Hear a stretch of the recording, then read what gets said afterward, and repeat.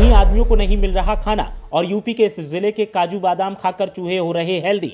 अब लोगों की नाक में दम कर दिया। काजू बादाम और किशमिश खाकर चूहे हो गए इतने मोटे कि अब कोई उन्हें पकड़ नहीं पा रहा।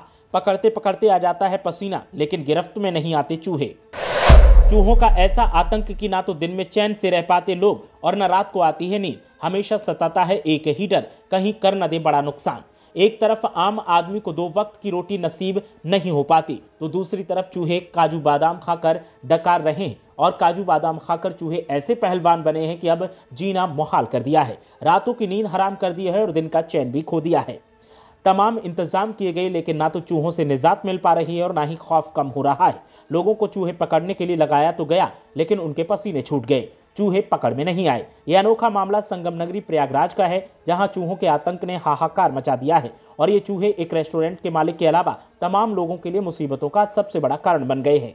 बताया जा रहा है कि होटल में बचा हुआ खाना और काजू किशमिश बादाम खाकर चूहे काफी मोटे हो गए हैं। इन चूहों को पकड़ना भी काफी मुश्किल है। रिपोर्ट की माने तो प्रयागराज के रामबाग, नुरुल्ला रोड, तेलियरगंज, अल्लापुर, कटरा, सुलेमसराय, गौघाट, आलोपीबाग इलाकों में चूहों की संख्या काफी अधिक है। दिन में चूहे नालियों में और अंधेरे वाले स्थानों पर छुपे रहते हैं और रात होते ही चूहे बाहर निकलकर आ जाते हैं। बाहर निकलने के बाद होटल में मशरूम, पनीर और मांसाहारी भोजन को खाकर अपनी भूख मिटाते हैं। इसी तरह काजू बादाम और नमकीन के पैकेट और हरी सब्जियों को खाकर भी चूहे काफी मोटे हो गए हैं। होटल मालिकों के द्वारा बताया गया कि अधिकतर चूहे 2 किलो से ऊपर के हो चुके हैं, जिसके चलते जाल लगाकर इनको पकड़ने का प्रयास किया जाता है तो ये जाल को काट देते हैं। लोगों के द्वारा यह भी बताया गया है कि होटल और रेस्टोरेंट के किचन में मिट्टी खोदकर चूहे सुरंग बना देते हैं। बालू और सीमेंट से अगर उन्हें बंद किया जाता है तो रात में चूहे पुनः उसे खोद देते हैं, जिसके चलते होटल और रेस्टोरेंट वाले काफी परेशान हैं।